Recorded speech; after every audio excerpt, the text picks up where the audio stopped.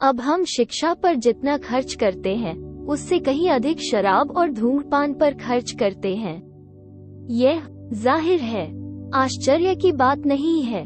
अपनेपन और पर्यावरण से बचने की ललक लगभग सभी में लगभग हर समय रहती है।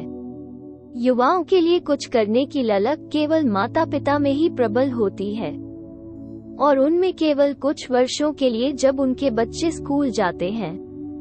शराब और धूम्रपान के प्रति वर्तमान रवैया भी उतना ही आश्चर्यजनक है।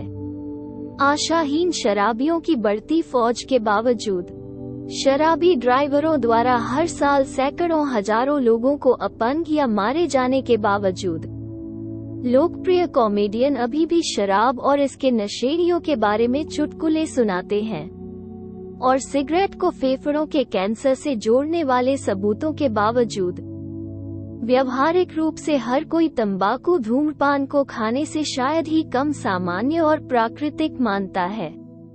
तर्कवादी उपयोगितावादी की दृष्टि से यह अजीब लग सकता है। इतिहासकार के लिए यह वही है जो आप उम्मीद करेंगे। नरक की भौतिक वास्तविकता के दृढ़ विश्वास ने मध्यकालीन ईसाइयों को उनकी महत्वाकांक्षा, वासना या लोभ का सुझाव देने से कभी नहीं रोका। फेफड़े का कैंसर, यातायात दुर्घटनाएं और लाखों दयनीय और दुख पैदा करने वाले शराबी दांते के दिनों में इन्फनो के तथ्य से भी अधिक निश्चित तथ्य हैं। लेकिन इस तरह के सभी तथ्य एक पेय या धूम्रपान के लिए यहाँ और अभी रिहाई या बेहोश करने की लालसा के निकट महसूस किए गए तथ्य की तुलना में दूरस्थ और निराधार हैं। हमारी उम्र अन्य बातों के अलावा ऑटोमोबाइल और रॉकेटिंग आबादी की है। शराब सड़कों पर सुरक्षा के साथ असंगत है, और इसका उत्पादन तंबाकू की तरह सबसे उपजाऊ मिट्टी के कई लाख एकड़ की आभासी बांझपन की निंदा करता है। शराब और तंबाकू द्वारा उठाई गई समस्याओं को शराबबंदी से हल नहीं किया जा सकता है। दीवार में वर्तमान में लोकप्रिय दरवाजों को पटककर आत्म अतिक्रमण के लिए सार्वभौमिक और हमेशा मौजूद रहने की इच्छा को समाप्त नहीं किया जाना चाहिए।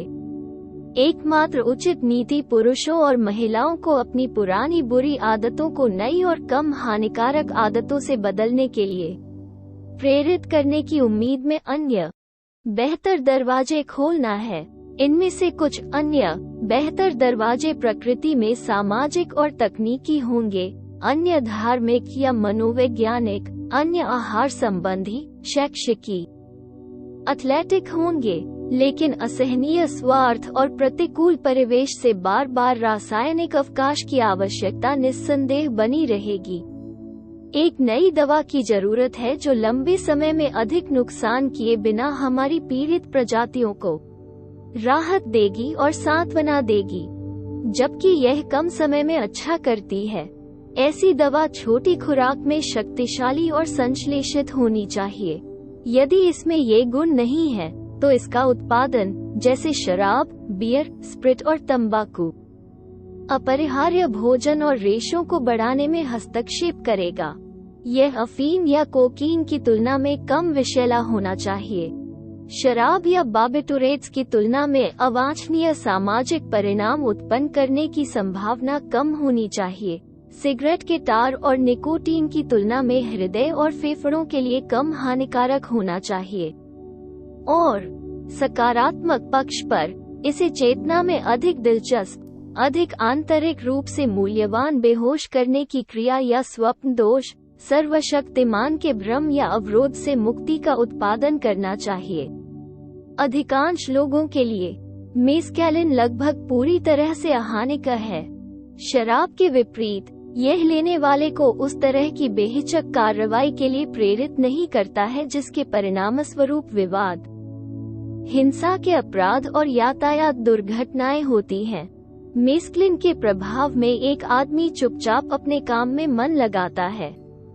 इसके अलावा उनके मन में जो व्यवसाय है वो सबसे ज्ञानवर्धक प्रकार का अनुभव है, जिसके लिए प्रतिपूरक हैंगओवर द्वारा भुगतान नहीं करना पड़ता है, और यह निश्चित रूप से महत्वपूर्ण है।